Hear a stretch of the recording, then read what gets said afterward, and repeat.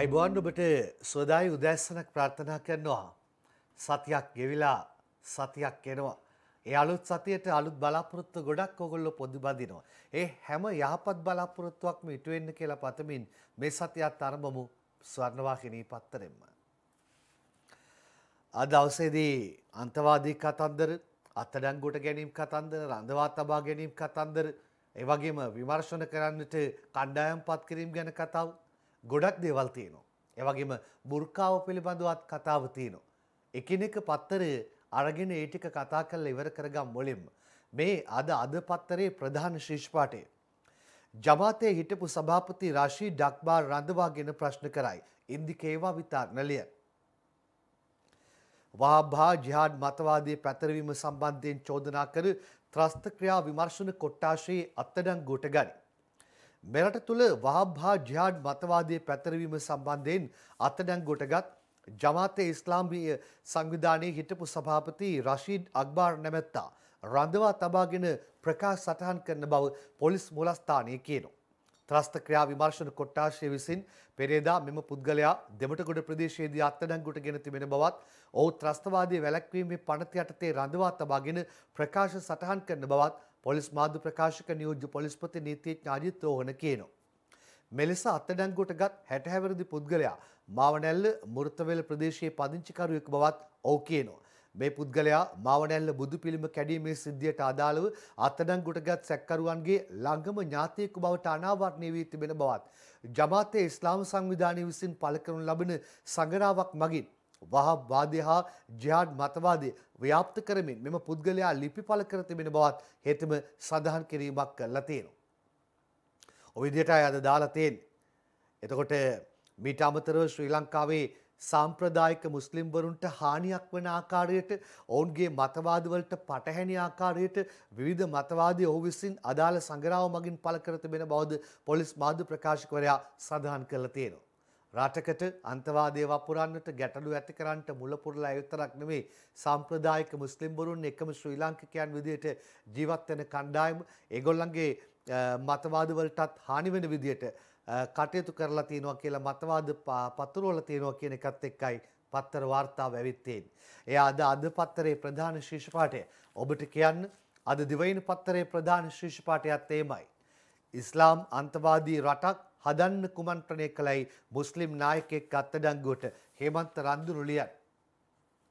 වහාබ්වාදය අන්තවාදයේ පතුරවමින් ශ්‍රී ලංකාව තුළ මුස්ලිම් අන්තවාදී රාජ්‍යයක් බිහි කිරීමට කුමන්ත්‍රණය කළ බවට එල්ල වී ඇති චෝදනා සම්බන්ධයෙන් ජමාතේ ඉස්ලාම් සංවිධානයේ හිටපු සභාපති රෂීඩ් හජ්ජුල් අක්බර් නැමැත්තා ත්‍රස්තවාදී විමර්ශන කොට්ටාශය මගින් පෙරේදා අත්අඩංගුවට ගෙන තිබෙන පුවත අද දිවයින වාර්තා කරන්නේ මේ විදිහටයි. ඒකයි අපි කියන්නේ හැම වෙලාවෙම බෙදුම් වාදයේ සේම අන්තවාදයේද නියපොත්තෙන් කඩන්න පුළුවන් තැන නියපොත්තෙන් කඩලා දාන්නට ඕනි. පොරවෙන් කපනකන් ඉන්න තැනට පත් වෙන්න ඉඩ නොදී. ඒකම අද මව්බිම් පත්තරේ ප්‍රධාන ශීර්ෂ පාඨ දෙකට යන්න සූදානම් වෙන්නේ. ප්‍රධානම ශීර්ෂ පාඨය මේ ලංකාවේ බුද්ධි අංශවලට පාස්කු ප්‍රහාරය ගැන කලින්ම කියපු ඉන්දිය ඔත්තුකරුවා අබු හින්ද් උදේනි සමන් කුමාරලිය. IS ක්‍රියාකාරිකයෙකු ලෙස සාරාන්ව අන්දලා තොරතුරු අර කොච්චිකඩේ බෝම්බ වෑන් එක ගැන තොරතුරු දුන්නේ ඔහු කියලාත් දාලා තියෙනවා. ඉන්දියානු ඔත්තු සේවාව විසින් 2019 පාස්කු ප්‍රහාරය පිළිබඳ නිශ්චිත තොරතුරු අවස්ථා 3කදී ශ්‍රී ලංකාවේ රාජ්‍ය බුද්ධි සේවාවට ලබා දුන්නේ ඉන්දියානු පළාත් බුද්ධි අංශයක් නිර්මාණය කළ අබු හින්ද් නම් ඔත්තුකරුවෙකු යොදවා සාරාන් හෂීම් සම්බන්ධ කර ගැනීමෙන් බව පාස්කු විමර්ශන කොමිසමේදී අනාවරණය වෙලාලු. අබු හින්ද් නමින් පෙනී සිටි බුද්ධ්‍යංශ ක්‍රියාකාරිකයා ඉස්ලාමීය රාජ්‍ය සංවිධානයේ ඉන්දියානු කලාපීය නායකයා ලෙස පෙනී සිටිමින් තව්හිද් ජමාත් කණ්ඩායම මුලා කර මෙම තොරතුරු ලබාගෙන තිබෙනවලු. රාජ්‍ය බුද්ධි සේවයේ අධ්‍යක්ෂකවරයාට 2019 අප්‍රේල් 4 20 සහ 21 යන දිනවල ලැබුණු නිශ්චිත තොරතුරු ඉහත මූලාශ්‍රය ඔස්සේ ලැබී තිබූ අතර ඒවායේ විශ්වසනීයභාවය පසුව තහවුරු වෙලා තියෙනවලු. අබු හින්ද් ඉස්ලාමීය රාජ්‍ය කලාපීය නියෝජිතයා බව සාරාන් විශ්වාස කළ බවත් සාරාන් සහ ඔහුගේ සහෝදරයා සමගද නව්ෆර් මවිලවි සමගද අබු හින්ද් අන්තර්ජාලය ඔස්සේ නිතර කතා කළ බව සාරාන්ගේ බිරිය කොමිසම හමුවේ සාක්ෂි දෙමින් සඳහන් කිරීමක් කළා තියෙනවා. කොහොමද තොරතුරු ටික වාර්තා වෙන ආකාරය කොමිසමේ කියපු කතන්දරත් එක්ක දාලා තියෙන්නේ. දැන් නිකන් ඇත්තටම මේ හැම දෙයක් එක්කම දැන් අපි හිතමුකෝ අන්තවාදීන් මේ විදිහට අන්තවාදයේ පතරවන්නට විනාශකාරී සිදුවීම් වලට ඒ පැත්තෙන් ඔවුන් සැලසුම් කරනවා. අනිත් පැත්තෙන් මේ තොරතුරු මේ වගේ ඔත්තුකඩුවන් විසින් ලබා දුන්නාට පස්සේ වගකීම් පෑඩ හැරපු අය ගැන ආයෙ මතක් වෙන්න ගන්නව නේද මේ කතාව කියද්දි. තොරතුරු දන්වලා තියෙද්දි ඉන්දිය ඔත්තු අංශ විසින් දන්වලා තියෙද්දි මෙහෙම ප්‍රකාශ කරලා තියෙද්දි ඇති වුණු තත්ත්වයක් ගැනයි මේ කතා කරන්නේ.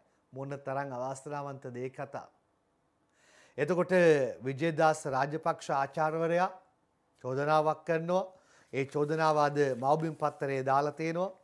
රිෂාඩ් හිස්බුල්ලා මුජිබ් අසාද් සාලි ඉස්ලාම් ත්‍රස්තවාදීන් ආරක්ෂා කළා කියලයි ඔහු කියන්නේ කිරුළපනේ චතුර වාර්තාව අරන් එන්නේ. අන්තවාදී මුස්ලිම් මන්ත්‍රීවරු 17ගේ නියෝගයෙන් රනිල් මාව ඇමතිකමෙන් ඉවත් කළා. ත්‍රස්තවාදීන් වෙනුවෙන් පොලිසියට බලපෑම් කළේ අසාද් සාලි. මේ රටේ නීතියට යටත් නැහැ කියන අයව පිටුවහල් කරන්න නීති හදන්න ඕන කියලා තවදුරටත් ආචාර්ය විජේදාස රාජපක්ෂ කිව්වා කියලා පත්තර වාර්තාවේ දාලා තියෙනවා. ඔහුගේ කතාවකුත් අද ඔබට ගේන්න සූදානම් ඊයේ ප්‍රවෘත්ති ප්‍රකාශයේ වාර්තාව ඇසුරේ. ඒ අතරේ අද මව්බිම් පත්තරයට යනවා සරත් වීරසේකර කියන කතාවට අන්තවාදයට උඩගෙඩි දෙන අසාද් සාලි අත්අඩංගුවට ගන්නවා නිර්මාණි ගුණරත්නගේ වාර්තාව.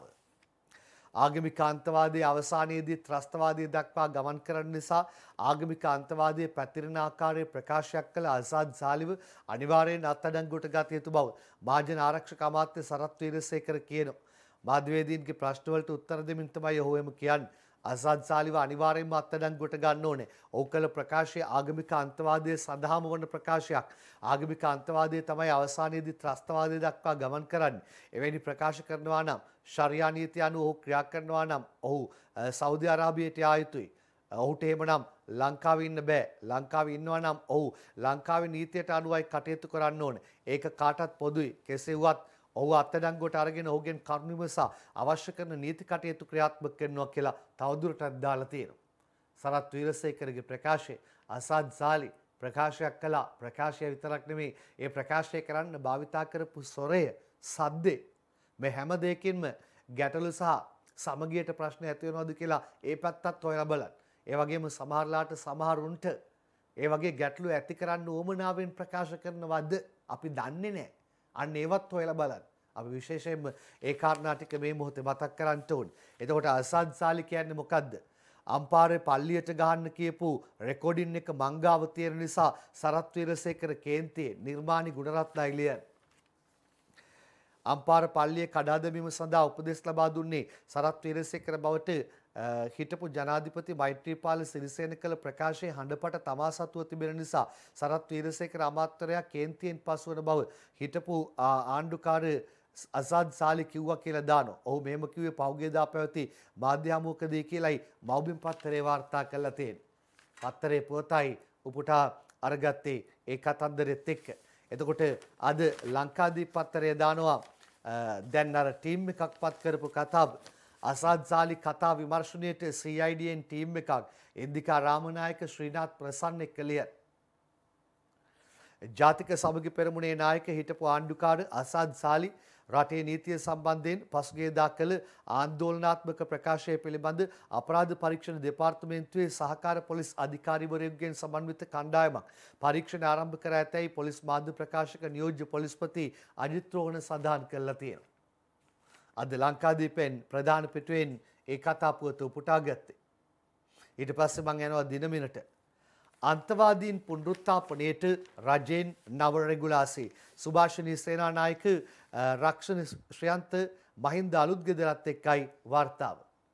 මෙතෙන් ත්‍රස්තවාදයේ වැළැක්වීමේ පනත යටතේ අත්අඩංගුවට ගන්නා ආගමික අන්තවාදී ක්‍රියාකාරකම් වල නිරත පුද්ගලයන් පුනරුත්ථාපනය කිරීම සඳහා රජයේ නව රෙගුලාස් සහිත ගැසට් පත්‍රයක් නිකුත් කර තිබෙනවා. අන්තවාදී ආගමික මතවාද දැරීමෙන් මුදා ගැනීමේ නියෝගයන් රජය විසින් අතිවිශේෂ ගැසට් පත්‍රයක් මගින් මේ අනුව නිකුත් කර ඇති අතර ඒ අනුව එම වරදට අත්අඩංගුවට ගන්නා අය පුනරුත්ථාපන ක්‍රියාවලියකට යොමු කිරීම සම්බන්ධයෙන් වන නියෝග ඇතුළත් කර තිබෙනවා. මේ අතරේ අද පත්තර කීපයකම වාර්තාව දිනමිනේ ප්‍රධාන ශීර්ෂ පාඨය නිසා මම එතනින් ගන්න හදන. බුර්කාව තහනම් කැබිනට් පත්‍රිකාවට ඇමති අත්සන් තබයි. ලියාපදිංචි නොවුණු මද්‍රසා පාසල් තහනමකටත් සැරසේ. සුභාෂිනී සේනානායක සහ සුනේත්‍රා වන්‍යාරච්චිගේ වාර්තාව. බුර්කාව තහනම් කිරීම සඳහා වන කැබිනට් පත්‍රිකාවට තමා අත්සන් තැබූ බව මහජන ආරක්ෂක අමාත්‍ය විශ්‍රාමික රියා අද්මිරාල් ආචාර්ය සරත් වීරසේකර සඳහන් කරනවා. එය මෙරට ජාතික ආරක්ෂාවට ඍජුව බලපාන බව කියා සිටි ඇමති වීරසේකර ඒ නිසා මේ තීරණය ගැනීමට සිදු වූ බව කියා සිටිනවා. ජාතික අධ්‍යාපන ප්‍රතිපත්තියක් අනුව මෙරට අධ්‍යාපනය කටයුතු සිදු කළ යුතුයි. එහෙම ජාතික අධ්‍යාපනයක් අනුව ලියාපදිංචි නොවුණු 10කට වඩා මද්‍රසා පාසල් තියෙනවා. මේ පාසල් තහනම් කරන්නත් අපි හෙට අනිද්දා කටයුතු කරනවා යයි ඇමතිවරයා අවධාරණය කළා කියලා දිනමින ප්‍රධාන ශීර්ෂ පාඨය ලියනවා. ඔය විදිහටයි අද කරුණු ගණනාවක් පත්තර කීපයක වාර්තාවට ඇවිල්ලා තියෙන්නේ. ඒ අතර අසාද් සාලිගේ ප්‍රකාශය ඒ පිළිබඳව කාරණාව සහ අසාද් සාලි ඇවිල්ලා කරපු පැමිණිල්ලක් ගැන කතාව අපි බලමු. අපිට කුර්ආනයයි හදීසයයි ශරියයි තමයි අපේ නීති රීති නම් අපි ඒක කරු කරනවා මිසක් රජයේ නීතිය බලන්නේ නැහැ. රජයේ නීතිය රජයට රටට ඒක එක පැත්තක තිබිච්ච දෙයක්. අපේ වටාව ඇවිල්ලා අපේ නීතිය කුර්ආනයේ හදීස් නබිතුමාගේ හදීස් එක ඒ ඇරෙන්න අපිට ඊට පිට නීතියක් අපිට නැහැ. අපි ඒක තමයි කරු කරන්නේ. පසුව මේ පිළිබඳව රටේ විවිධ පාර්ශවයන්ගෙන් විරෝධතා එල්ල වූ අතර ජාතික නිදහස් පෙරමුණේ මොහොමඩ් මුසම්මිල් මෙන්ම තවත් භික්ෂුන් වහන්සේ ඇතුළු පිරිසක්ද ඒ සම්බන්ධයෙන් අපරාධ පරීක්ෂණ දෙපාර්තමේන්තුවට පැමිණ අසත් සාලි මහතාට එරෙහිව පැමිණිලි කළා. මේ අතර මහජන ආරක්ෂාව පිළිබඳ අමාත්‍ය සරත් වීරසේකර මහතා අසත් සාලි මහතාගේ ප්‍රකාශය සම්බන්ධයෙන් පළ කළේ මෙවන් අදහසක්. අසත්සාලිව අනිවාර්යයෙන්ම අත්අඩංගුවට ගන්න ඕනේ. මොකද එයා කරු ප්‍රකාශය ආගමික අන්තවාදය සඳහා වෙන ප්‍රකාශයක්. ආගමික අන්තවාදය තමයි අවසානයේදී ත්‍රස්තවාදය දක්වා යන්නේ. කෙසේ වෙතත් මාධ්‍ය හමුවකදී අසත් සාලි මහතා මේ සම්බන්ධයෙන් මෙලෙස අදහස් පළ කළා. මේ පැමිණිල්ල පළවෙනිම මාධ්‍ය හමුව තියන්නේ කවුද? අර මුසම්මිල්. වහබ්වාදය, අන්තවාදී, ත්‍රස්තවාදී, වහබ්වාදය. ජයන්ත සමරසිංහ. මේ තුන් දෙනාම ඉරේ ගිහලා ආපු කට්ටිය. මුස්ලිම් නීතිය මේ තියෙනවා. ඒක සරත් වීරසේකර දීපු එකක් නෙවෙයි. මේ අතර අසත් සාලි මහතා කුරුඳුවත්ත පොලිසියට පැමිණියේ මේ පිළිබඳ පැමිණිල්ලක් කිරීමටයි. මේ රටේ නීතිය අපි ගණන් ගන්නෑ කියලා කිව්වද? නැත්නම් අපි බාර ගන්නෑ කියලා කිව්වද? අපි කිව්වේ ඕගලන්ගේ නීතිය ඕගලන්ට අපේ නීතිය අපිට කියලා කිව්වේ මොකද්ද? ඕගලන්ට තේසවලම් එක තියෙනවා, උඩ රටේ නීතිය තියෙනවා, අපිට මුස්ලිම් නීතිය තියෙනවා. ඒකයි කිව්වේ. ඒක වරද්දලා පටවල අසත් සාලි මේ රටේ නීතිය ගරු කරන්නේ නැහැ කියලා කිව්වයි කියලා දැන් මේක සම්පූර්ණ බොරුවක් නේ. ඒක දැන් CID එකේ දැන් වීඩියෝ එක තියෙනවා. ඒගොල්ලන් බලලා තීන්දුව කරපු දෙයක්. අපි කරලා තියෙන වැරදිද නිවැරදිද කියලා. අම්පාරේ පැවති මාධ්‍ය හමුවකදී ශ්‍රී ලංකා පොදුජන පෙරමුණ නියෝජනය කරන ජනතා නියෝජිතින් රැසක්ද අදහස් පළ කළා. ඒසි කාමරයේ හිසිටගෙන ඔබතුමා කරන ප්‍රකාශවලට මුස්ලිම් සහෝදර සහෝදරයන්ට වෙන හානිය තුමාට දැනෙන්නේ නැහැ. මම කාර්නිකව ඉල්ලනවා අසත් සාලි මහත්තයාගෙන් ප්‍රකාශවල් කරන එකේ වලකින්න. අසත් සාලි මහත්තයෝ ඔළුවේ කැක්කුමක් ලෙඩක් තියෙනවා නම් කොළඹ දිස්ත්‍රික්කයේ රෝහල් තියෙන ඒ වගේ මොඳ මනෝවෛද්‍යවරු ඉන්නවා. ඔවුන්ගෙන් ගිහිල්ලා බෙහෙත් ලබා ගන්න, රෝගේ හොඳ කරගන්න. අසත් සාලි මහත්තයෝ අපේ රටට ජාතිවාදී ප්‍රකාශ කළා. රට තුල නැවත යුද්ධයක් නිර්මාණය කරන්න එපා කියලා අපි ඔබතුමාට කාර්නිකව කියා සිටිනවා. දැනටත් අපිට ආරක්ෂක දෙන්නේ සිංහල මිනිස්සුද. ඒ අපිට ආරක්ෂක නැහැ. අසාසාලි බය වෙන්න එපා. ඔබතුමාගේ වැඩගෙන බලන්න. අපේ ජනාධිපතිවරයාටත් අග්‍රාමාත්‍යවරයාටත් මම කියන්න කැමති කරුණා කරලා අපේ ජාතිවාදයේ උස්සගෙන දේශපාලනය කරන අය ඉරගෙදර දාලා අපිට නිදහස් කරන්න දෙන්න කියලා මම ආණ්ඩුවටත් කියන්න කැමති. පොලිස් මාධ්‍ය ප්‍රකාශක අජිත් රෝහණ මහතා ප්‍රකාශ කළේ මේ සිද්ධිය සම්බන්ධයෙන් පුළුල් පරීක්ෂණයක් ආරම්භ කර ඇති බවයි. අසාද් සාලි මහතා විසින් කරන ලද යම් ප්‍රකාශයක් සම්බන්ධයෙන් පැමිණිලි කිහිපයක් අපරාධ පරීක්ෂණ දෙපාර්තමේන්තුව වෙත ලැබී තිබෙනවා. පොලිස් මූලස්ථානයේ වෙත තවත් පැමිණිල්ලක් ලැබී තිබෙනවා. මේ පැමිණිලි සම්බන්ධයෙන් කඩිනම් විමර්ශනයක් සිදු කිරීමට අපරාධ පරීක්ෂණ දෙපාර්තමේන්තුවේ සහකාර පොලිස් අධිකාරිවරයෙකුගේ ප්‍රධානත්වයෙන් යුත් 5 දෙනෙකුගෙන් පමණ සමන්විත නිලධාරි කණ්ඩායමක් මේ සම්බන්ධ විමර්ශන කටයුතු ආරම්භ කර තිබෙනවා. ඒ වගේම මේ ප්‍රකාශය මගින් යම් ආකාරයක ජාතීන් අතර ආගම් අතර විසංවාදය ඒ වගේම එදිරිවාදිකම් ඒවා ඇති වෙන ආකාරයේ කටයුතු සිදු වී තිබේදයි මේ මගින් විමර්ශනය සිදු කරනු ලබනවා. නීතිඥ අජිත් රෝහණ කියපු අන්තිම කතාවට පොඩි උණ පූර්ණයක් එකතු කරමු. ඔව් බලන්න මෙවැනි ප්‍රකාශ වලින් ජාතීන් අතර සමගියට හානිකර තත්ත්වයක් ඇති වෙනවද? එක පැත්තකින් අනිත් පැත්තෙන් විමසා බලන්න එවැනි අසමගිකම් ඇති කරන්නට සමහරුන් විවිධ ප්‍රකාශ කරනවද? ඒවයි හිතාමතා ස්වරූපයන් තියෙනවද? ගැටලු ඇතිවන්නට සමහරුන්ගේ අපේක්ෂිත තත්ත්වයන් තියෙනවද? අන්නේ පැත්තත් හොයලා බලන්න. ඒ අතරේ විවිධ පාර්ශව දේශපාලන ධාරාවේ මේ කාරණා ගැන පළ කළ අදහස් වලට අපි දැන් යමු. පොලිස් අධිකාරී කෙනෙක්ගේ ප්‍රධානත්වයෙන් වෙනම කණ්ඩායම් 3ක් යොදවලා තියෙනවා. මේ සම්බන්ධව ඔහුගෙන් ප්‍රශ්න කිරීමට කැලෑ නීතිය ක්‍රියාත්මක කරන්න බෑනේ. බොහොම පැහැදිලිව පවතින නීති රාමව තුළ ඔහු වෙනුවෙන් ගත යුතු ක්‍රියාමාර්ග ගන්නවයි කියන එක පැහැදිලිව කියන්නේ. අපි දකින්නේ අසාත්සාලී කටේ බ්‍රේක් නැතුව වීරෙක් වෙන්න එක එක ප්‍රකාශ කරනවා. ඒවට අදාළව මේ රටේ නීතියක් තියෙනවා. අසත්සාලී එයා මුස්ලිම් කියලා එයාට ඕන නීති මේ රටේ ක්‍රියාත්මක කරන්න බෑ. ඒ යහපාලන ආණ්ඩුව කාලේ ඒගොල්ලන්ගේ ආණ්ඩුව කාලේ. රටේ නීතිය කාටත් එකයි. අපි කිසිම අන්තවාදී ප්‍රකාශයක් අනුමත කරන්නේ නැහැ. අපේ පක්ෂය ඉතා පැහැදිලි ප්‍රතිපත්තියක ඉන්නවා. එක රටක් තුළ එක නීතියක් හැමෝටම එක විදියට ක්‍රියාත්මක වෙන්න ඕන කියන එකට අපි පෙනෙහි. අසාත්සාලී කියන්නේ පුතානෝගේ අලුත් පක්ෂයෙන් ජාතික ලයිස්තුවෙන් පාර්ලිමේන්තුවට එන්න හිටපු එකෙක්. අසාත්සාලත් එක්ක එකට ඉන්නේ පුතානෝලා. අසාත්සාලී කියන්නේ ඌරෙක්. ජාතිවාදී ඌරෙක්. ඒකින්ද අසාත්සාලී කියන මේ ජාතිවාදී ඌරව අධිකරණයෙන් නඩුහලා හිරේ දාන්න ඕනේ. ජාතීන් අතර හා ආගම් අතර ගැටුම් ඇති වෙන පරිදි ප්‍රකාශ කරනවා නම් ඒක සම්පූර්ණයෙන් වැරදි. ඒ නිසා මෙවැනි ප්‍රකාශයන් නොකළ යුතුයි කියන ස්ථාවරය අපි දරන්නේ. මුස්ලිම් ජනතාවගේ ඡන්ද අහිමි වෙයි කියලා තියෙන බය නිසා එදා රනිල් වික්‍රමසිංහට සිද්ධ වුණා අන්තවාදී ජාතිවාදී මුස්ලිම් මන්ත්‍රීවරු 17 දෙනාගේ නියෝගය ක්‍රියාත්මක කරලා මාව ඇමති මණ්ඩලයෙන් ඉවත් කරන්න. මේක මෙහෙව්වේ රිෂාඩ් බදුද්දීන් කියලා මම දැනුත් කියනවා. මේක මෙහෙව්වේ හිස්බුල්ලා කියලා මම දැනුත් කියනවා. මේක මෙහෙවන්න ත්‍රස්තවාදීන් ආරක්ෂා කරේ මුජිබුර් රහ්මාන් කියලා මම දැනුත් කියනවා. එදා ත්‍රස්තවාදීන් වෙනුවෙන් පොලිසියට බලපෑම් කරුවේ අසාඩ් සාලී කියලා මම දැනුත් කියනවා. එහෙනම් මොකද්ද මේක හොයාගන්න පොලිසියට තියෙන ප්‍රශ්නේ? පොලිසියට ඒ තරම්වත් තේරෙන නිලධාරියෙක් නැද්ද? අපි යටත් වෙන්නේ අරාබියේ නීතියට කියලා කියනවා. එහෙම කියන්න මේ රටේ පුරවැසියෙකුට මොකද්ද තියෙන හයිය? නීතියට යටත් නැති මිනිස්සු රාජ්‍යයක තියාගන්න බෑ. ඒක ජාත්‍යන්තර නීතිය පිළිගත් සම්මතයක්. කවුරු වුණත් කමක් නැහැ. මේ රටේ නීතියට යටත් නැහැ කියලා කියන මිනිහෙක් හරි ගෑණියෙක් හරි ඉන්නවා නම් ඌ පිටුවහල් කරන්න අපි නීති හදන්න ඕනේ. එහෙමයි කතා කියවෙන්නේ. ඒ අතරතුරේදී ආරක්ෂක ලේකම්වරයාත් කතා කළා. අපි ඒකත් බලමු. අපේ රටේ පමණක් නෙවෙයි ඕනම රටක නීති පද්ධතියක් තියෙනවා. රටේ ප්‍රධානියාගේ පටන් අවසාන පුද්ගලයා දක්වා හැම කෙනෙක්ම ඒ නීති පද්ධතියට අදාළව ඒ නීති පද්ධතියට අනුකූලව කටයුතු කළ යුතුයි, ජීවත් විය යුතුයි. කාටවත් ඕන විදියට වෙනත් නීතියක් ක්‍රියාත්මක කරන්න අපි නීතිය රකින්න, නීතිය ආරක්ෂා කරන, මේ රටේ මහජනතාව ආරක්ෂා කරන අයවලුන් විදියට අපි කිසිම ඉඩක් තියන්නේ නැහැ. කාටවත් ඕන නීති පාවිච්චි කරන්න බෑ. රටේ අනුමත නීතියක්, සම්මත නීතියක් තියෙනවා නම් ඒ නීතියට අනුව හැම කෙනෙක්ම වැඩ කළ යුතුයි. ජනතාවගේ ආරක්ෂාව සඳහා, ජාතික ආරක්ෂාව සඳහා යම් කිසි නීතිවල වෙනස් කිරීමක් සිදුවීමට අවශ්‍ය නම් ඒ නීති වෙනස් කළ යුතුයි. ඒ නීති වෙනස් කරන්නේ නිකන් පුද්ගලයින් නෙමෙයි. ඒ නීති පිළිබඳව හසල දැනුමක් තියෙන නීතිපතිවරයා ඇතුළු කාර්ය මණ්ඩලයක් එකතු වෙලා ගැඹුරු අධ්‍යයනයක් කළා තමයි මේ නීති වෙනස් කරන්නේ. එහෙමනම් මේ නීති වෙනස් කරාට පස්සේ ඒක ඔයගොල්ලන්ගේ නීතිය, මේක අපේ නීතිය කියලා කාටවත් කටයුතු කරන්න බෑ. එහෙම නීතියට විරහිව, නීති විරෝධීව කටයුතු කරන ඕනෑම කෙනෙක්ව අත්අඩංගුවට ගන්න අපිට හැකියාව තියෙනවා. නීතිමය බලතල තියෙනවා. ඔබද මමද අරයද එයාද මෙයාද හැමතෙම එකම රටක තියෙන්න ඕනි එකම නීතියක්. හරි. අනිත් ඒවාට යම් ජනාධිපතිවරයා කළ ප්‍රකාශ කීපයක් අද පත්තර කීපයක දාලා තියෙනවා. එක ළඟට අරගෙන බලන්න සූදානම් වෙන වෙලාවේ ඊට කලින් දුරකථන සංවාදයක් ගැනයි කියන්න හදන්නේ. ගෝඨාභය මෝදී දුරකථන සංවාදයක දෙරටට වැදගත් කරුණු කීපයක් මුල් වෙයි කියලායි සුජිත් හේවාජූලි ගෙලියන්නේ. දෙරටට වැදගත් වන කරුණු කීපයක් සම්බන්ධයෙන් ජනාධිපති ගෝඨාභය රාජපක්ෂ සහ ඉන්දියා අග්‍රාමාත්‍ය නරේන්ද්‍ර මෝදී දුරකථන සංවාදයක් පෙරේදා පවත්වලා. සිය ට්විටර් ගිණුමේ සටහනක් තබමින් ඉන්දියා අගමැතිවරයා මේ බව තාවුරු කර තිබෙනවා. ද්විපාර්ශ්වීය හා බහුපාර්ශ්වීය කරුණු කීපයක් සම්බන්ධයෙන් එහිදී සාකච්ඡා කරන බව එව ට්විටර් සටහනේ දැක්වෙනවා කියලා වැඩිදුරටත් දාලා තියෙනවා. ඒ අතරේ අද දිනමින පත්තරේ ජනාධිපතිවරයාගේ ප්‍රකාශයට ශීර්ෂ පාඨය දෙන්නේ මේ විදිහටයි. විපක්ෂයට ජනතාව මුලා කරන්න ඉඩ දෙන්න බෑ. මහින්ද අලුත් ගෙදර ලියන.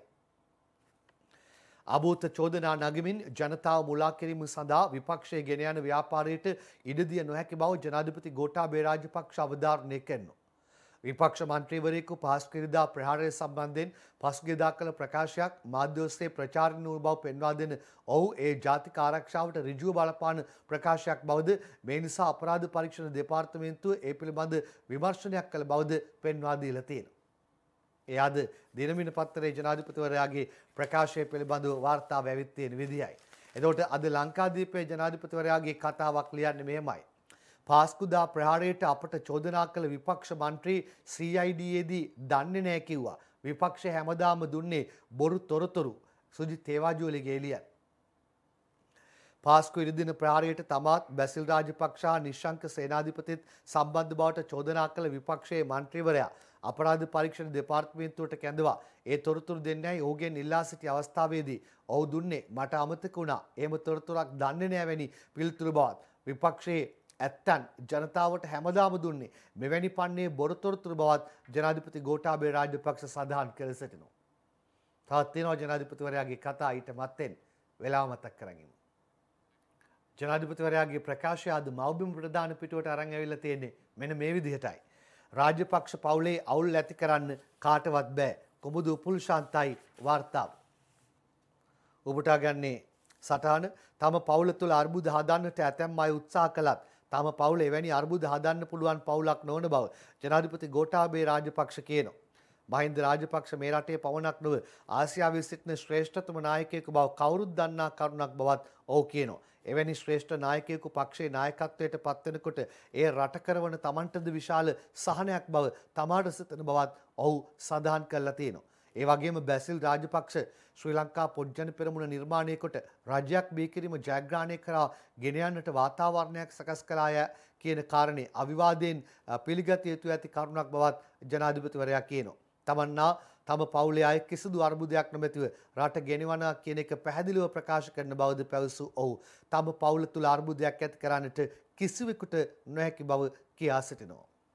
ජනාධිපතිවරයා මේ බව කියා සිටියේ පොඩ්ජන පෙරමුණේ පළාත් සභා සංසදයේ සමග පසුගියදා පැවති සාකච්ඡාවකට සහභාගී වෙමින් කියලායි මව්බිම් පත්තරේ වාර්තාව දාලා තියෙන්නේ.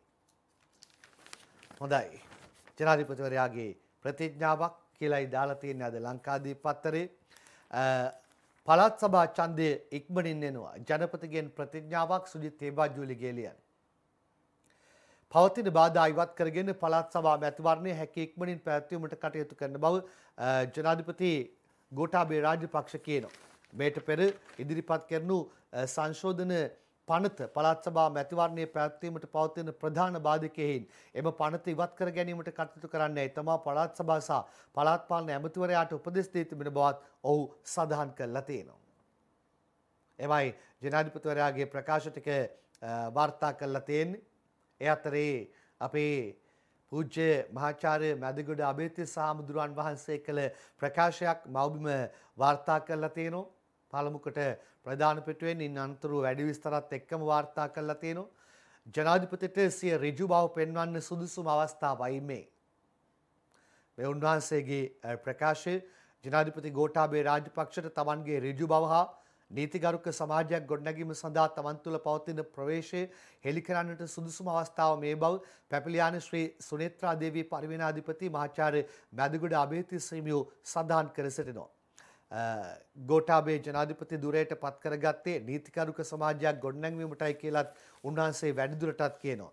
ඒ අතර කියනවා අසාද් සාලිලා සිටින තුරු මේ රට යුද පිටියක් වීම වළක්වන්න බෑ කියලත් උන්වහන්සේ කර ප්‍රකාශය දාලා තියෙනවා. පන්සල් යාම ගැන අගමැති මහින්ද කියපු කතාවයි දිවයිනෙන් මේ පුටා ගන්න. බෞද්ධයන් සතියකට දිනක්වත් අඩුම වශයෙන් පෝයටවත් පන්සල් යාම අනිවාර්ය කළ යුතුයි. අගමැති මාදම්පේදී කියන්නේ දිවයින ලියන්නේ. බෞද්ධයන් ලෙස අපි සතියකට දිනයක් හෝ අඩුම වශයෙන් පොහොයකට හෝ පන්සල් යාම අනිවාර්ය කළ යුතුයි අග්‍රාමාත්‍ය මහින්ද රාජපක්ෂ අවධාරණය කළා තියෙනවා. පුත්තලම මාදම්පේ ගල්මුරුව ශ්‍රී සුනන්දාරාම පිරිවෙන් විහාරස්ථානයේ රන් වැට සහිත අඩි 60ක් උස ඇති චෛත්‍ය රාජානන් වහන්සේගේ කොත නිරාවරණය කිරීම සහ මකර තොරණ සහිත ඇතුළත ප්‍රාකාරය සහ ප්‍රතිසංස්කරණය කරමින් සංරක්ෂණය කළ ඉපැරණි විෂ්ණු දේවාලය විවෘත කිරීමේ අවස්ථාවට එක්වමින් අගමැතිවරයා කිව්වේ. අගමැතිවරයාගේ කතාව බලමු. නව පරපුරට ආගමින් ඈත් වෙන්න නොදී පන්සල හා බැඳිලා ඉන්න සමාජයක් ගොඩනැගීම අපේ වගකීමක් වශයෙන් මම දකිනවා. අද ඉරිදා දහම් පාසලට යෑම අපේ බෞද්ධ ජනතාවට අනිවාර්ය විය යුතුයි මම විශ්වාස කරනවා. බලන්න අනිත් ආගම්වල ඒ කාර්යය තියෙනවා. බෞද්ධයන් පන්සලට යන්න නියමයක් නැහැ. ඕන නම් යනවා නැත්නම් නිකයි. හැබැයි ඉරිදට පල්ලියට යන එක අනිවාර්යයෙන්ම සිදු වෙනවා. මම හිතනවා අපි අනිවාර්යයෙන්ම පන්සලට යන්න එක දිනයක් සතියට සැරයක්වත් දුගානේ මාසයකට සැරයක් පොය දවසේ වත් ඒක වෙන් කරගත යුතුයි මම විශ්වාස කරනවා සියලුම දරු පිරිසත් එක්ක පන්සල් යෑම. එහෙම නැති වුණොත් දරුවන්ට ඒ පුරුද්ද ඇති වෙන්නේ නැහැ. සමාජයට ඇති වෙන්නේ නැහැ. ඒකෙන් අපේ පන්සලයි ඈත් වෙන්න ඉඩ තියෙනවා.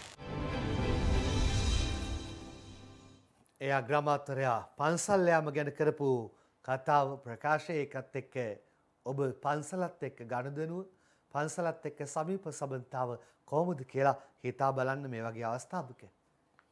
හරි ඊළඟට සමගි ජන බලවේගයේ පැත්තට යමු. සමගි ජන බලවේගයේ පළමු සංවත්සරය අද අකිත පෙරේරා සමගි ජන බලවේගයේ සිය පළමු සංවත්සරය අද සවස කොළඹ හයිට් පිටියේදී සැමරීමට පියවර අරගෙන තිබෙනවා. විපක්ෂ නායක සජිත් ප්‍රේමදාසගේ ප්‍රධානත්වයෙන් එකට සිට ගනිමින් යන තේමාව යටතේ පැවැත්වෙන මෙම සංවත්සරය සම්පූර්ණයෙන්ම සෞඛ්‍ය රෙගුලාසි අනුව සිදු කිරීමට එම පක්ෂය තීරණය කරලා තියෙනවා.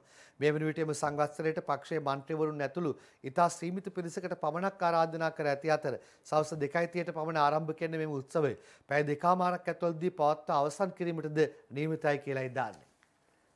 සමගි ජන බලවේගයේ පළමු සංවත්සරය ආද එතකොට තමයි මතක් වෙන්නේ අපේ රටේ දීර්ඝ ඉතිහාසයක් තියෙන දේශපාලන පක්ෂ දෙකක් තියෙනවා. එක්සත් ජාතික පක්ෂයයි ශ්‍රී ලංකා නිදහස් පක්ෂයයි. හැබැයි ඒ දෙක තමයි දිගින් දිගටම වරින් වර ඒ දෙක ප්‍රමුඛ ආණ්ඩු තමයි මේ රටේ පාලන බලය සිද්ධ කළේ. වරින් වර මාරුවෙන් මාරුවට.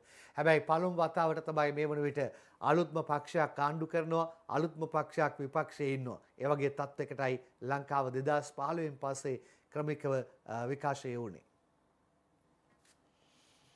අපි කතා කරමු බටහිර ජැටිය ගැන. නැගෙනහිර ජැටිය ඉවරයි. ඊළඟට හැරෙන්නේ බටහිර ජැටිය පැත්තට. ඒ හැරුණ හැරිල්ලත් එක්ක ගොඩක් අය විවිධ මතවාදත් ඉදිරිපත් කළා. බටහිර ජැටිය පැවරීමට නීතිපති අනුමැතිය පතයි. රනිල් ධර්මසේනයි වාර්තාව අරන් එන්නේ. කොළඹ වරාය බටහිර පර්යන්තය සංවර්ධනය කිරීමේ ඉන්දියාව සහ ජපානය නම් කරන සමාගම් දෙකට පැවරීමට අදාළ කටයුතුවල නීත්‍යානුකූලභාවය ලබා ගැනීමට නීතිපතිවරයා වෙත යොමු කර ඇති බව වරාය සභාපති ජෙනරාල් දයාරත් නායක කියනවා. ඒ අනුව අනුමැතියෙන් පසුව ඉදිරියේදී ගිවිසුම් ගතවීම සිදුවන බවයි ඔහු වැඩිදුරටත් සඳහන් කරලා සිටින්නේ. ඒ ඔහුගේ ප්‍රකාශයක්. ඒත් එක්කම අද ඉඳන් රතු කැකුළු සතුසෙන් ගන්න පුළුවන් ගානයි මේ කියන්න හදන්නේ. රතු කැකුළු කිලෝව රුපියල් 89ට අද සිට සතුසෙන් නෝමන් පලිය වඩනලිය. සිංහලා හින්දු අලුත් අවුරුදු සමය තුළ රතු කැකුළු කිලෝව රුපියල් 89 බැගින් සහන මිලකට අද සිට සතුස වෙළඳසල් වලින් මිලදී ගත හැකි බව වෙළඳ ඇමති බන්දුල ගුණවර්ධන ඊයේ දිවයින පත්තරයට සඳහන් කරලා තියෙනවා. විවෘත වෙළඳපොලේ පාරිභෝගික ජනතාව ගසා කෑම වැළැක්වීම සඳහා සතුස මගින් ආහාර ද්‍රව්‍ය ගණනාවක මිල අඩු කර තිබීම නිසා සතුසේ සහන වැඩපිළිවෙල තුළින් විවෘත වෙළඳපොලේ ඇතැම් වෙළඳුන් මෙම සහන වැඩපිළිවෙල ක්‍රියාත්මක කරන බවත් ඔහු කියලා තියෙනවා. ඒ විදිහට අය දිවෙන දාලා තියෙන කොහොම හරි කමන්නේ කියන විදිහට සතුසෙන් හරි අඩුවට බඩු ටික ලැබෙනවා නම් ජනතාවට අන්න ඒකයි වඩා වැදගත් වෙන්නේ. ඒක ප්‍රායෝගික කරන්න මාර රියානතුරුනේ අප්පා වෙන්නේ.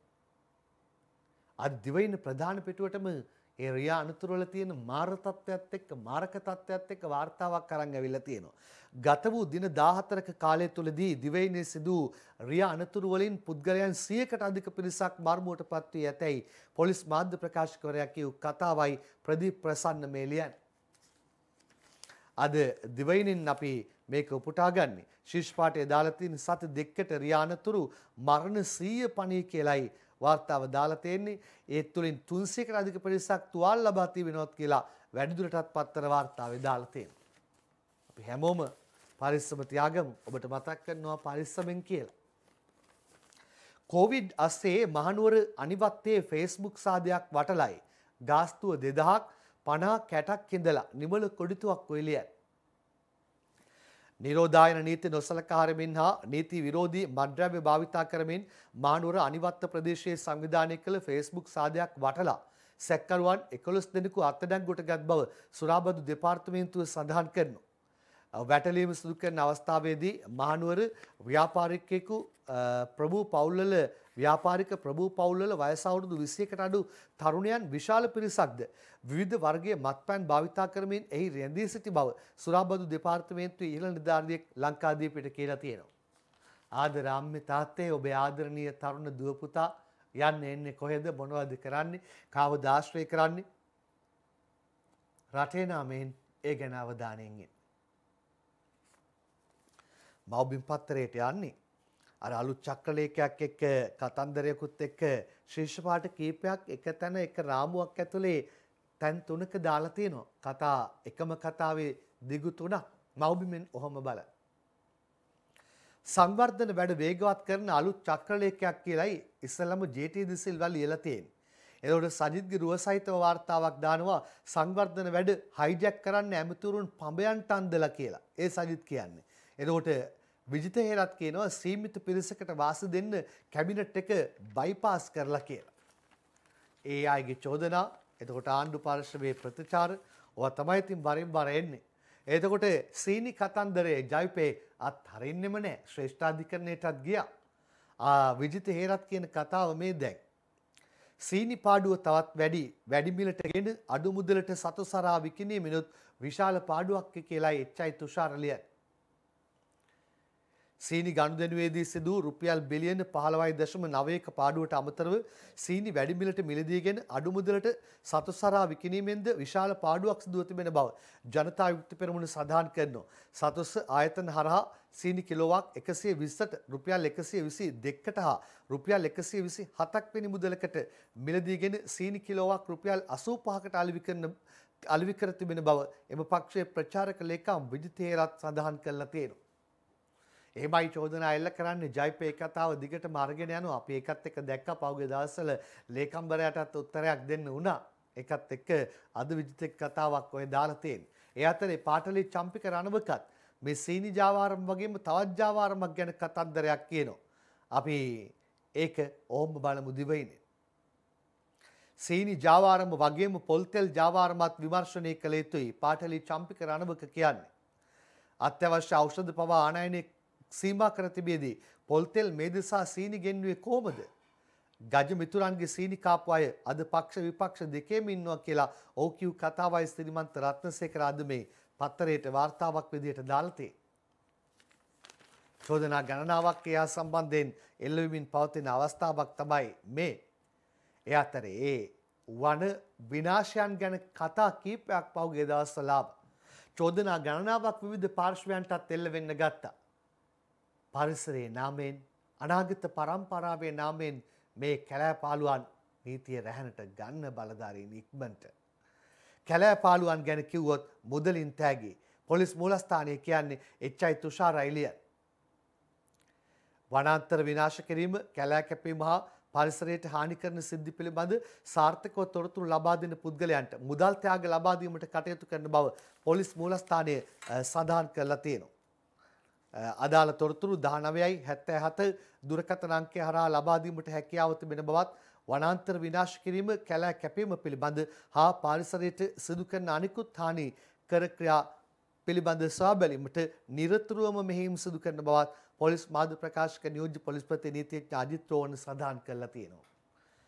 මෙන්න දෙයනේ දන්නවනම් අමතන්න. 1977ට කැලෑපාලුවන් ගැන දන්නවනම් කියන්න. අපි බලධාරීන්ට කියනවා එහෙම කිව්වම ඒ රහස්‍යභාවය උපරිමයෙන් රකින්න. එතකොට ජනතාව තවදුරටත් ඔබ කෙරෙහි විශ්වාසය තියාවි. වැඩිම වරෙන්තු ගණනක් තිබූ පුද්ගලයා අත්අඩංගුවට ඉන්දික හේවා විතරණ ලියන සටහනක් මේ. විවිධ වැරදි නිසා වරෙන්තු 16ක් නිකුත් කළා කියලයි ඕන්න කියන්නේ. විවිධ වැරදි සම්බන්ධයෙන් වරෙන්තු 16ක් නිකුත් වී තිබූ සැකකරුවෙකු වරකාපොළ පොලිසිය විසින් අත්අඩංගුවටගෙන වරකාපොළ අධිකරණයට ඉදිරිපත් කිරීමෙන් පස්සේ සැකකරු මේ මාස 27 වෙනිදා දක්වා රක්ෂිත බන්ධනාගාරගත කර තිබෙන බව පොලිස් මාධ්‍ය ප්‍රකාශකවරයා කියනවා. ජීවිතයේ විනෝදාංශයේ වරෙන්තු එකතු කිරීමද දන්නේ. ඒ තරම් වරෙන්තු එයාට. ඒ අතර කෙසෙල්වත්තේ දිනුක ඩුබාහිදී ජීවිතක්ෂයට පත් වෙලාලු මරණයට හේතුව හෘදයාබාධයක් කියලා ඉන්දිකේ විතරණ ලියලා තියෙනවා. සංවිධානාත්මක අපරාධකරුවෙකු හා මද්ද්‍රව්‍ය ජාවාරම්කරුවෙකු ලෙස සැලකෙන දිනුක මදුෂානෙවත් කෙසෙල්වත්තේ දිනුක ඩුබායි රෝහලකදී ජීවිතක්ෂයට පත්ව තිබෙනවා. සාදයක් අතරතුර ඇති වූ හෘදයාබාධයක් හේතුවෙන් පෙරේදා සවස ඩුබායි රෝහලකට ඇතුළත් කර බවත් රෝහලට ඇතුළත් කිරීමේදී මෙම පුද්ගලයා මියගොස් තිබෙන බවත් වාර්තා වෙනවා. කතා ගණනාවක් ඒ විදිහටයි ඔබට කිව්වේ. අනිත් කතා ටික කියන්න කලින් විරාමයක් අරගෙන.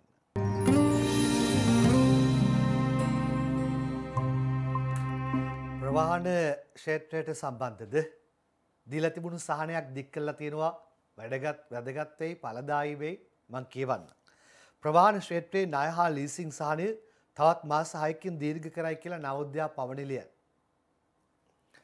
කොවිඩ් වසංගතයේ හේතුවෙන් මගී ප්‍රවාහන ක්ෂේත්‍රයේ නියුතුවන් සඳහා ලබා දී තිබූ ණය හා ලීසිං සහන පැකේජය තවත් මාස 6කින් දීර්ඝ කළා.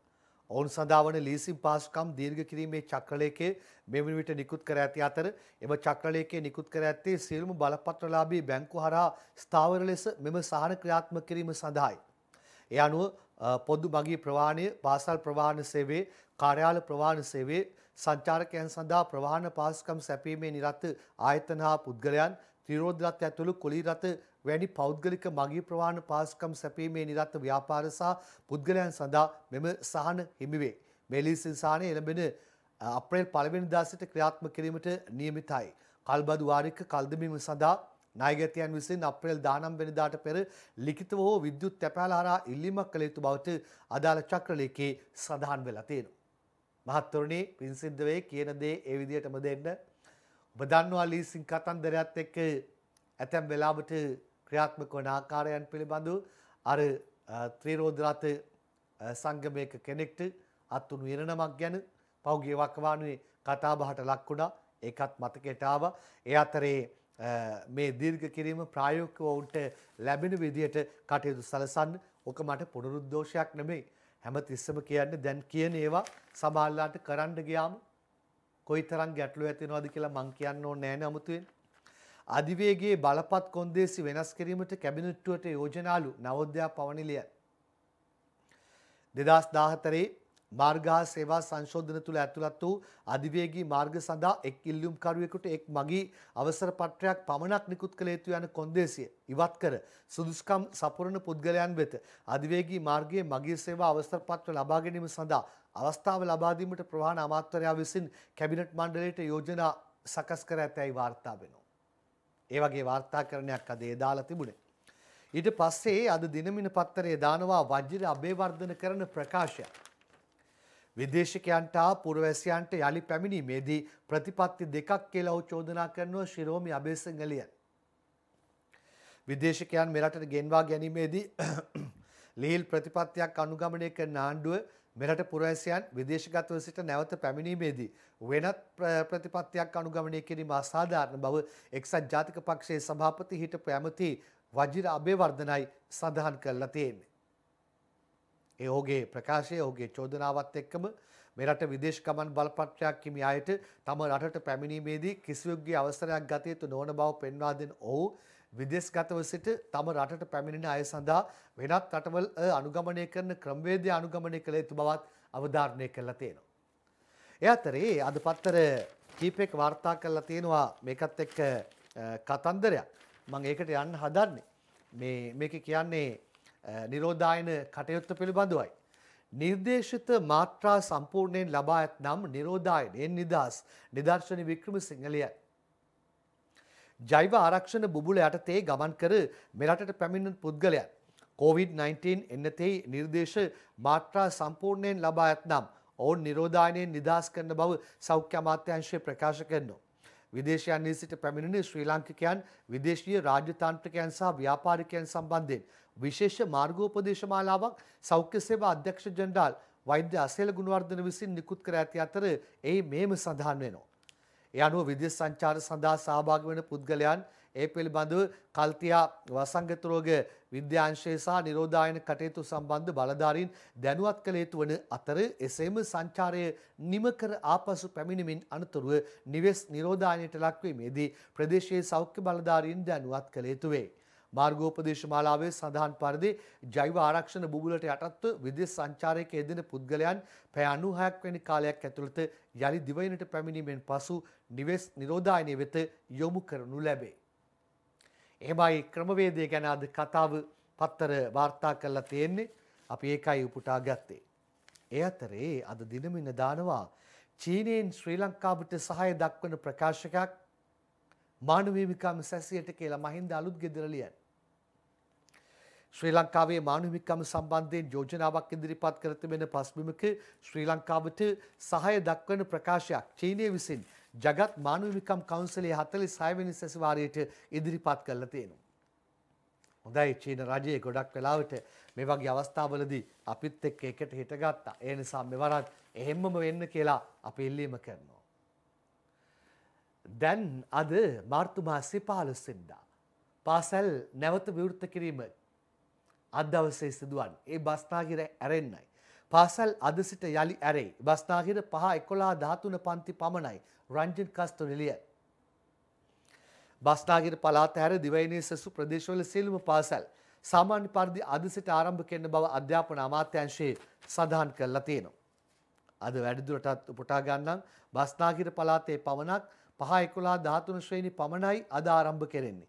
බස්නාහිර පළාතේ පාසල්වල අනෙකුත් ශ්‍රේණි ආරම්භ කෙරෙන්නේ අලුත් අවුරුදු නිවාඩුවෙන් පසු අප්‍රේල් 19 වෙනි දින බවත් අධ්‍යාපන අමාත්‍යාංශය කියනවා. පැහැදිලිනේ? සම්පූර්ණයෙන්ම රටේම පන්ති ටික ඇරෙන්නේ නැත්නම් ඉස්කෝලේ ටික ඇරෙන්නේ අප්‍රේල් මාසේ 19 වෙනිදා. ඒ අතරේ අද ලංකාදීප පත්තරේ ප්‍රධාන ශීර්ෂ පාඨයේ කතාවක් යන උසස් පෙළයි ශිෂ්‍යත්වයේ දෙකම කල්යයි කියලා. උසස් පෙළ ශිෂ්‍යත්ව විභාග කල්යයි. විෂය නිර්දේශ සපුරා නැහැ. විභාග දෙපාර්තමේන්තුව කියන්නේ කල්යාම ප්‍රශ්නාර්ථයත් එක්කයි රංජන් කස්තුරිය ලියලා තියෙන්නේ. අධ්‍යයන පොදු සාතික පත්‍ර උසස් පෙළ සහ පාර්ශ්වීය ශිෂ්‍යත්ව විභාග සාමාන්‍ය පරිදි අගෝස්තු මාසයේදී පැවැත්වීමට නොහැකි වනු ඇතැයි විභාග දෙපාර්තමේන්තුව කියනවා. COVID-19 වෛරසයේ පැතිර යාම හේතුවෙන් වසරක පමණ කාලයක සිට විටින් විට පාසල් වසා දැමීමට සිදුවීම නිසා විෂය නිර්දේශ ආවරණය කිරීමට නොහැකි වීම හේතුවෙන් සිසුන්ට නියමිත පරිදි අගෝස්තු මාසයේදී මේ විභාගවලට පෙනී සිටිය නොහැකි බවට අධ්‍යාපන අමාත්‍යාංශයට කරුණු වාර්තා වී ඇතැයිද විභාග කොමසාරිස් ජෙනරාල් සනත් පූජිත කියලා තියෙනවා. ඔව්ව උපුටාගෙනයි ලංකාදීපේ මේ කතාව අරන් එන්නේ. ඒ අතරේ අද මව්බිම් පත්තරේ අරන් එන කතාව දැන් බලමු. උසස් පෙළ 5 ශිෂ්‍යත්ව කල් දමන තීරණයක් නැහැ. අධ්‍යාපන අමාත්‍යාංශ ලේකම් කිව්වා කියලා ජේ.ටී.ඩී. සිල්වා මව්බිම් පත්තරයට ලියලා තියෙන සටහනයි මේ. අධ්‍යයන පොදු සාතික පත්‍ර උසස් පෙළ සහ 5 ශිෂ්‍යත්ව විභාග පැවැත්වීම කල් දැමීමේ සූදානමක් නැතයි අධ්‍යාපන අමාත්‍යාංශයේ ලේකම් මහාචාර්ය කපිල පෙරේරා මව්බිම් පත්තරයට සඳහන් කරපු කතා පුවතයි මේ දාන්නේ. පාසල් අද ආරම්භ කරන අතර පාසල්වල පාවස්තර සහ උසස් පෙළ පන්තිවල ඉගෙනුම ලබන සිසුන් හා උගන්වන ගුරුවරුන් පිළිබඳ විද්‍යුත් ලිපි මගින් සංගණනයක් පැවැත්වීමට අපේක්ෂා කරන අතර එමගින් සිසුන් සාධනීය මට්ටමට පැමිණ ඇද්දැයි නිරීක්ෂණය කරනු ඇතැයි සඳහන් වෙනවා. හොඳයි, දැන් අපි අධ්‍යාපන අමාත්‍යාංශයේ ලේකම් මහාචාර්ය කපිල පෙරේරා මහතා සජීවීව සම්බන්ධ කර ගන්නවා. සුබ උදෑසනක් ඔබතුමන්ට. සුබ උදෑසනක්. අපි පැහැදිලි කිරීමේ කටයුත්තට ඔබතුමත් එක්ක මුල පුරනකොට ඒක රටකට වටිනවා. අපි කැමතියි ඔබතුමාගෙන් පළමු කොට දැනගන්නට පාසල් පද්ධතිය ගැන අපි දන්නවා. ඊට පස්සේ මේ ශිෂ්‍යත්වයේ සහ උසස් පෙළ කල්යාමක් ගැන කතා වෙනවා. පත්තරයක් එහෙම ලියද්දි තවත් පත්තරයක් කියන ඔබතුමා කිව්වා කල්යන්නේ නැහැ කියලා. මේ ගැන අපි දැනගන්න කැමතියි. අත වශයෙන්ම උත්තරේ තියෙන්නේ දැනට එහෙම කල් දැමීම පිළිබඳ තීරණයක් නැහැ. නමුත් අර ප්‍රශ්නාර්ථ ලකුණක් දාලා තිබිච්ච කතා පුවතක් සත්‍යයි. මොකද විභාග කොමසාරිස් ජෙනරාල්තුමා මට පැවසුවා ඊයේ උදේ මෙන්න දෙයක් වුණා. මොකද රටේම හැමදෙනාම මොනවා හරි දෙයක් කරනකොට ප්‍රශ්නාර්ථයක් නිදාන්නේ දැන් කොහොමද පාසල් පටන් ගන්නෙ ඔතුමාලා මේ එන්නත් ලබලා දීලා තියෙනවද එන්න ඒ වගේම කාරණයකදී උත්තරයක් දෙනකොට තමයි යොමු දීලා තියෙන්නේ. මොකද අපි ඇත්ත වශයෙන්ම අද පාසල් පටන් ගත්තට පස්සේ බලාපොරොත්තු වෙන්නේ සත්‍ය වශයෙන්ම දරුවන් එක්ක කතා කරලා ඒ ශ්‍රේණි භාර ගුරුවරුන් එක්ක කතා කරනවා. පහේ ශිෂ්‍යත්වය සහ අපත උසස් පෙළ විෂය නිර්දේශ ආවරණය කිරීම කොයිතරම් දුරකට වෙලා තියෙනවද කියන එක සත්‍ය වශයෙන්ම දරුවන්ට පහසු වෙන විදිහට ඒ කටයුත්ත සිදු කරාට පස්සේ තමයි අපි කල්පනා කරන්නේ මේක තමයි මූලිකම තාක්ෂණික කාරණය. විෂය නිර්දේශය ආවරණය කළා දරුවෝ ඒ සාධනීය මට්ටමට ආවද නැද්ද කියන එක අපි බලන්න ඕනේ. ඒ කාලය තුල ඒ කියන්නේ අද සිට මාර්තු 15 වෙනිදා ඉඳලා අගෝස්තු මාසේ 23 වගේ දවසක් වෙනතුරු අපිට මේ කටයුත්ත කරගන්න පුළුවන්ද කියලා. ඉතින් අපි අධ්‍යාපන අමාත්‍යාංශයේ සෑම විටම මධ්‍යස්ථ දැනක ඉන්නවා දරුවන් පිළිබඳවත් අවධානයෙන් ඉන්නවා දරුවන්ගේ මානසික තත්ත්වය පිළිබඳව අවධානයෙන් ඉන්නවා. ඒ වගේම රටක් විදිහට අධ්‍යාපනයේ ඉදිරියට ගෙන යාම සඳහා කල් දැමීමේ තීරණ වලත් අපි නැහැ. ඒ නිසා නිශ්චිත විදිහට දරුවන්ගේ වයස යනවා රටක් විදිහට අධ්‍යාපනය කරන්න ඕනේ. ඒ නිසා අපි අධ්‍යයනය කරනවා මේ කාරණාව එක. දෙක තමයි අද ලෝකයේ ගත්තත් රට ගත්තත් හැම වෙලාවෙම අවිනිශ්චිතයි COVID-19 වසංගතවල තත්ත්වය කොහොමද කියලා විවිධ ප්‍රභේද එනවා එන්නත් කරන්නට ඒවා ප්‍රතික්‍රියා කරන්නේ නැහැ කියලා කියනවා. ඒ නිසා පහුගිය වසරේ අත්දැකීමත් එක්ක තමයි මේක තීරණය කරන්න වෙන්නේ. නිසා දැනට එහෙම තීරණයක් නැහැ නිශ්චිතව කල් දැමීමක් කියන එක. නමුත් විවිධ පාර්ශ්ව අපෙන් අහනවා මගෙනුත් අහනවා සනත් සුජිත බහකුමසාර ජෙනරාල් තුමාගෙනුත් අහනවා ඔබ මාධ්‍යවලිනුත් අහනවා. ඉතින් මේ හැම කරුණකදීම මේ කටයුතු පිළිබඳ අවධානය යොමු කළ තමයි තීරණයක් ගන්න. අපි නිශ්චිත කාරණාවක් නිශ්චිත තීන්දුවක් වෙනකම් බලධාරීන් හෝ ඒගොල්ලෝ ළඟ ඉන්න නිලධාරීන් හෝ විවිධ කණ්ඩායම් විවිධ ප්‍රකාශ මතවාද ඉදිරිපත් නොකර හිටියොත් හොඳයි නේද? නැත්තම් මේ පාඩම් කරන පොඩි අයට ඒ වගේම උසස් පෙළ ලියන අයට තමයි ඔවුන්ට ඒ ගැන හරි විසංවාදයක් මතුවෙන්නේ නේද? ඔබතුමා හරියටම හරි මේ යම් ක්ෂේත්‍රයකින් ඒ අත ප්‍රශ්නයක් වුණා නම් ඒකේ වගකීමත් ඒ දෙයක් මම බාර ගන්නවා. ඒ නිසා අපි මේ කටයුත්ත මං කියපු තාක්ෂණික කාරණය සහ COVID-19 වසංගතයේ පිළිබඳ කටයුත්ත සෞඛ්‍ය අධ්‍යක්ෂක ජෙනරාල්තුමාගේ නිර්දේශනයකින් අපි නිහඬව යමු කියන එක තමයි මගේ තීරණය. ඔබතුමා හරි කියන්න ඕන තැනට හරි කියනවා, ඔව් කියලා පිළිගන්න ඕන තැනත් පිළිගන්නවා. තේරුම් ගත්ත මං කියපු කාරණාවත් බොහොම ස්තුතියි ඔබතුමන්ට අපිත් එක්ක එකතු වුණාට. බොහොම ස්තුතියි. අධ්‍යාපන අමාත්‍යාංශයේ ලේකම් මහාචාර්ය කපිල පෙරේරා මහතායි අප සජීවීව සම්බන්ධ කරගත්තේ. දැන් වෙන කතාවක් කියන්නයි සූදානම් වෙන්නේ. සුදු ආච්චිව පෙන්වන්නයි දැන් හදන්නේ. යාල ප්‍රථම භාරකාර එංගල් බ්‍රේක් පරම්පරාවේ අවසන් පුරුක ලෝරා සුදු ආච්චි මියයි කතරගම රුක්මන් ලියන්නේ. යාල වනෝද්‍යානයේ ප්‍රථම භාරකරු ලෙස බ්‍රිතාන්‍ය පාලන සමයේ කටයුතු කළ දකුණු අප්‍රිකා ජාතික සම්භවයක් ඇති හෙන්රි වෑන් එංගල් බ්‍රේක්ගේ පුතු වන හැරි එංගල් බ්‍රේක්ගේ දියණිය වන ලෝරා මේරි එංගල් බ්‍රේක් මෙනවිය පසුගිය 12 වෙනිදා අභාව ප්‍රාප්ත වෙලා තියෙනවා. මියනකොට අවුරුදු 72යි මෙනවියක් කියලායි පත්තරේ වාර්තා කරලා තියෙන්නේ. ක්‍රීඩා වාර්තාවටයි යන්න සූදානම් වෙන්නේ. පළමුව දුක හිතෙන ක්‍රීඩා වාර්තාවට ගිහිලා සතුට රඳන සතුට ගෙනන ක්‍රීඩා වාර්තාවට එමු. ඊයේ පත්තරේ මුද්‍රණය වන අවස්ථාවේ ලංකාවයි බැට් කළේ බටහිර ඉන්දිය කොදෙව් කණ්ඩායම සමග ඒ තත්ත්වයයි මේ. ශ්‍රී ලංකා කොදෙව් එක්දින ක්‍රිකට් තරගාවලිය වනිදු හා බණ්ඩාර කොදෙව් දේශයේදී පිබිදෙයි කියලායි වාර්තාව දාලා තියෙන්නේ. හොඳයි. එතකොට ඒ සටහන ඊට පස්සේ අපි තවත් සටහනකට අවධානය යොමු කරනවා. ඒ තමයි සතුටු හිතෙන තරගාවලිය ලෙජන්ඩ්ස් කණ්ඩායම මාර්ග ආරක්ෂණ ලෝක 2020 ක්‍රිකට් තරගාවලිය ශ්‍රී ලංකාවෙන් එංගලන්තයටත් ප්‍රහාරයක්. ඩිල්ෂාන්ගෙන් තුන්නිරියව් දස්කම් එහෙමයි දාන්නේ. ලකුණු සාරාංශය ඒගොල්ලෝ ලකුණු 78කට සීමා කරගන්න පුළුවන් වුණා. ඊළඟට අපි 81යි කඩලු 4කට දිල්ෂාන් නොදැවි ලකුණු 61යි සදා පන්දු 20 ගණනක් පමණයි ඔහු වැය කර තිබුණේ. දිල්ෂාන් තාම සෙල්ලම් කරන්න පුළුවන් කියලා ඔප්පු කරලා පෙන්නනවා. ඒ කියන්නේ දැන් කණ්ඩායමට උනා. මොකද කඩලු 4යි උඩ පන්දුවයි පිටෙන් නොදැවි ලකුණු 61යි සෙල්ලම් නැහැ.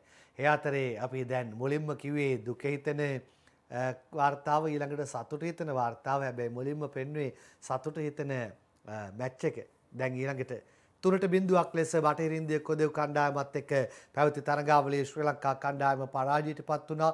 පිටිකරුවන් දෙවනි සහ තෙවන එක්දින තරගවල ලකුණු අතරට ආවත් අර අභියෝගයක් එල්ල කළා ජයග්‍රහණයට ගෙනියන්න පුළුවන් පන්දුවන්නන්ගේ හිඟතාවේ ඊයේත් බලපෑවා.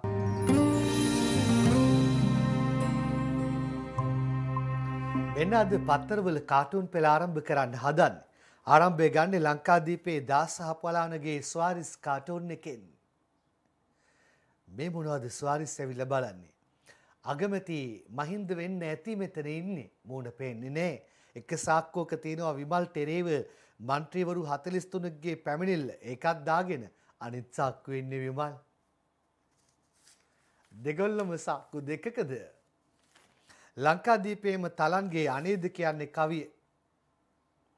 විමලයේ පොහොට්ටු අතහැර අවිචාරයේ ඡන්දෙට යතයි කසු කුසුව කියන වාරේ මැක්කෙක් කොළඹ යන්නට නූතනාරේ බල්ලෙක් කෙනතුරා සිටියලු මහපාරේ. මැක්කෙක්ගේ කතාවක් ගැන උපමාවක් කරන් තිනවා.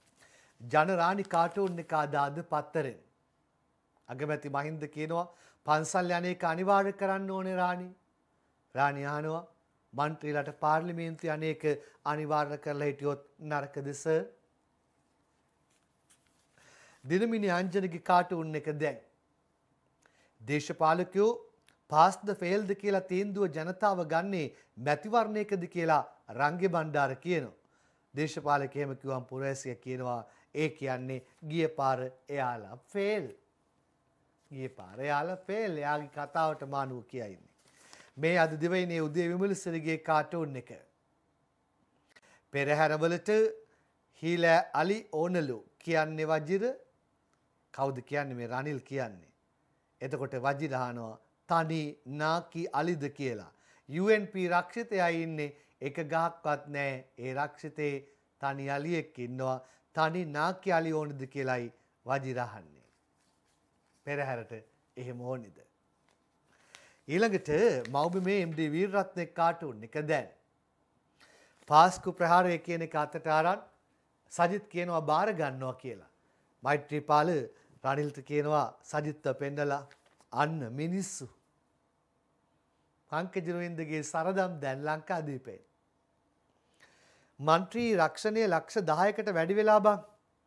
පක්ෂ මාරු කරනකොට නම් කෝටි ගණන් වටිනවා. දැන් ලක්ෂ 10කට වැඩි වෙලා තියෙන්නේ. මාරු කරනකොට නම් කෝටි ගණන් වටිනවලු. චෝදනාව තියෙන්නේ සල්ලි වලට මාරු වීමක් ගැන. මේ දිනමිනි අංජන ඉන්ද්‍රජිත්ගේ කාටූන් එක. මන්ත්‍රී දුරේ කියන ඇලඩින්ගේ පුදුම පාන පිරිමදිනවා දේශපාලකයා. මාසික දීමනාව වැඩි කිරීම එක පැත්තකින් ලක්ෂ 10ක රක්ෂණාවරණය අනිත් පැත්තකින් එයා එක පිරිමදින ගමන් කියනවා එල එල කියලා. මේ දිනමිනි අංජන ඉන්ද්‍රජිත්ගේ කියලා වැඩක් නෑ. මන්ත්‍රී පඩිය වැඩි කිරීමේ යෝජනාව ගැන විපක්ෂයක් හැටියට ඔබතුමාලගේ මතය මොකද්ද? විපක්ෂයෙන් අහනවා.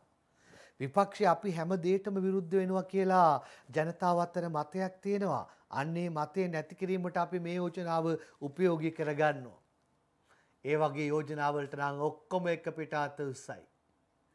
මේ විදුර අබේනායකගේ දවසේ පද 4 වැඩි කළ දීමනාවෙන් පුරවයි මල්ල දසලක්ෂයක රක්ෂණයෙන් සැනසිල්ල මැති ඇමතිලට ඇති පමණට සැලකිල්ල කතිරේ ගැසූ අයට තවමත් ඉවසිල්ල.